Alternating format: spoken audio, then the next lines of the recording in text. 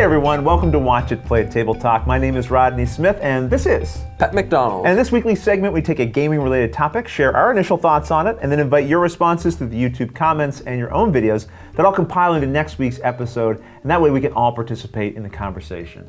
And in this episode, we're going to look at how you decide which games you want to buy. And when. Like, what causes you to finally pull the trigger and say, yes, I want to buy this now? Because I want it.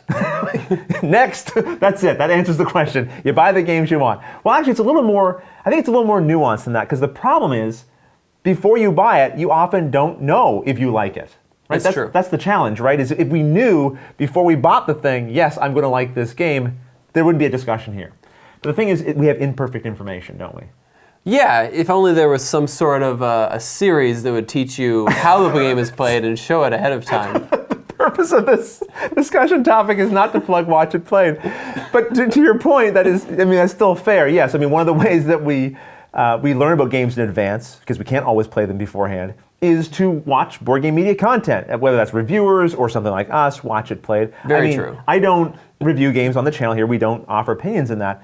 But I still watch other review sites. I like to hear what other people are saying about games, and that does influence me. If I'm hearing a lot of people saying they're having a lot of fun playing a game, I want to have fun too. I like having fun, so that is kind of a persuasive thing. It's hard to resist. It's hard to resist, right? And I think that is the challenge, because we all have a limited budget, and you're sitting there with that $60 in your hand or whatever it is, and you're going, I want to buy this game, but I want to guarantee I'm going to have fun with it, right? So that risk aversion that we have causes us to go and say, well, what do you like? What do you like? Is this game good? Someone tell me this is good. Because it kind of allows you to, I don't want to say shift the blame, but it allows you to give someone else maybe some partial responsibility for you making that decision. Like, I'm buying this, but I'm buying it because person X told me this was a great game. You know what I mean? Oh yeah, and in a lot of ways it's basically like food or clothes or almost anything you buy. If you look at it and you're not quite sure about it, you probably don't want to spend the money on it. Let's say you go to get a pizza. Do you want to spend $40 on this really good pizza or what looks like a really good pizza, but you're not sure? Or do you ask a friend, hey, have you eaten here before? What do you think? I think if you're talking about food, if it's very expensive. Clothing is kind of nice because it's functional. You look and go, I like the design, I'm good to go. With a game, it's like, there's so many factors that go into it. Are the rules going to be too complicated? Are my friends going to enjoy playing it?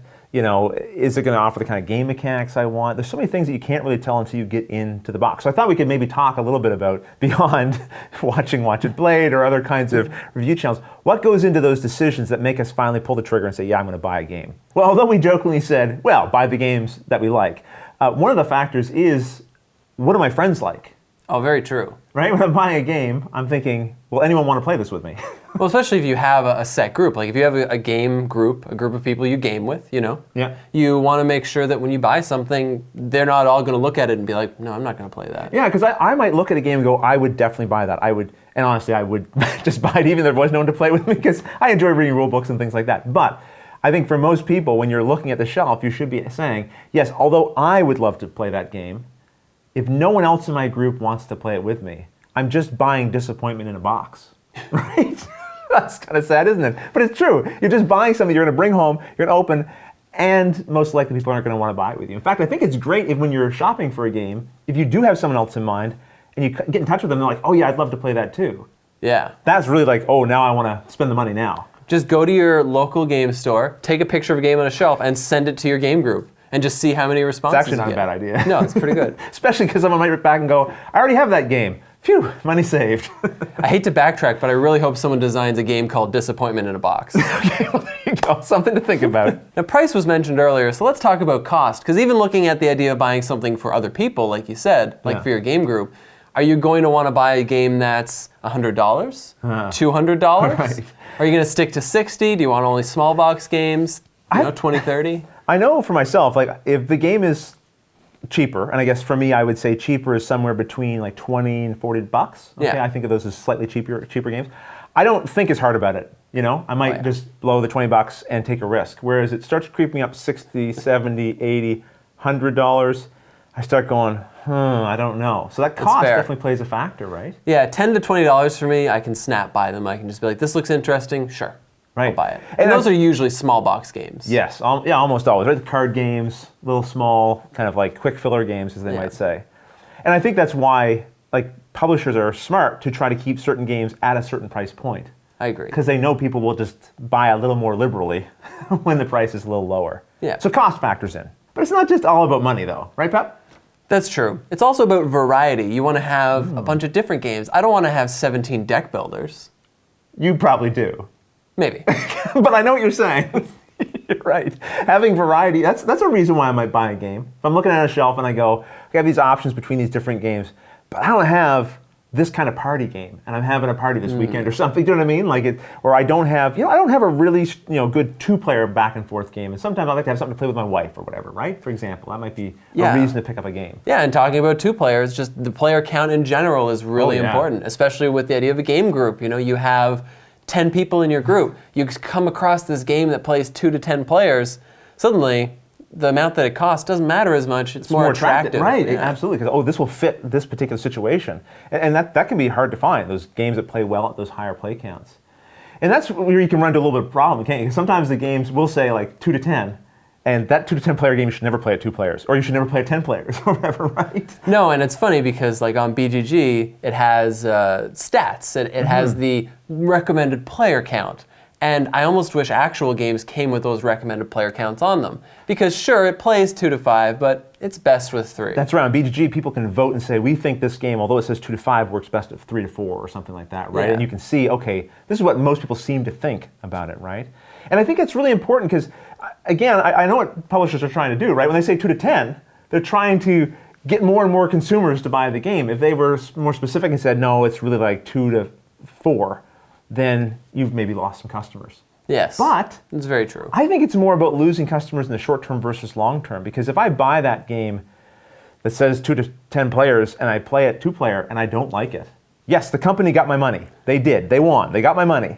But now I have this negative memory about buying their game and how it didn't really work at 2 players. I'm going to remember that the next time I'm thinking of buying one of their games, right? So I think it'd even be helpful to have a little star next to the player count or something. For the 2 to 10 version, for example, if it has alternate 2-player rules, like you have to use a dummy player or Right. it completely changes the game, it'd be nice to have a little bit of a note of that, too. yeah, I think that's right. A little star says like this is 2 to 10, works best at on the box. That's not a bad idea. I don't think you'd lose as many sales as maybe publishers might be afraid of in that situation. And we mentioned BGG, and one of the things they have over there is the hotness list. Right, this is the list of games that people are talking about a lot. There's pictures being posted, videos being posted about it, and sometimes that can be attractive to people. It can make someone pull the trigger to buy a game is when they see this has a lot of hype and energy and juice behind it, right? People want to get this game. Oh yeah, different media creators are showing the game off and everyone's talking about it on Twitter. And I mean, what's important for me, Twitter,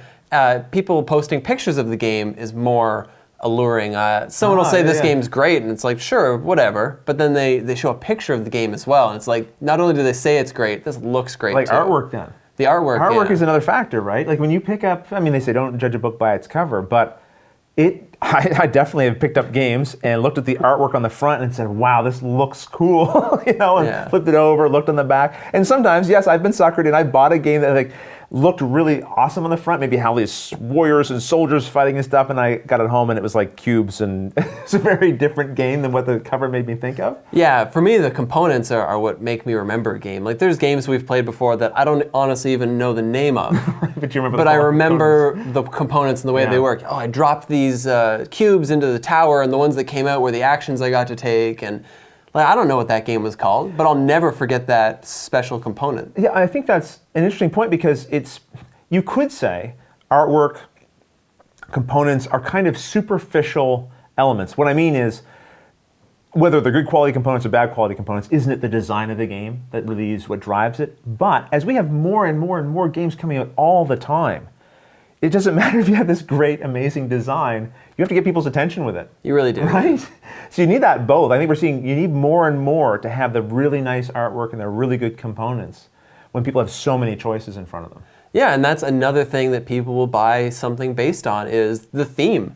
Right. Like some people will just say, oh, this is a cat game? I'm buying it. Right, sure. I don't care what the game's about. I It's wasn't about thinking you'd cats. say cat, but sure. Cats, space, medieval war, horror. The horror genre is so popular. Cthulhu and all I'm that, not yeah. a fan of it personally. Right. So I automatically will not buy a game if it's horror themed. Right. But that being said, there's some people who do exactly Sherlock the opposite. is now in the public domain, so we're seeing more and more Sherlock-style definitely. games, and people will buy those. So theme's another factor as well. Before we move on from the theme, I think I just want to highlight, when I talked about Sherlock, it made me think intellectual properties. That's another thing that will draw people in, right? Like, if something says Lord of the Rings on it, I might be a little more interested in buying it, even if I don't know very much at all about the game. Or Star Wars, there's another big one, right? Oh yeah, and that ties back into the collectability too. You know, Star yeah. Wars, you see the name, you want it. Like maybe you collect Star Wars toys, so a Star Wars board game comes out and you say, I need this too. Right? And you go a little deeper down that rabbit hole. Specific games like Star Wars Destiny, the new game for Fantasy Flight Games, which is a CCG, a collectible card games, collectible model, right? You don't know what you're going to get in the pack when you open it. You might buy just because you're a bit of a pack junkie, right? You got to get, what's in there? I need that rare card, right? And, or LCGs even kind of feed that same kind of like buying more and more of the thing you already have.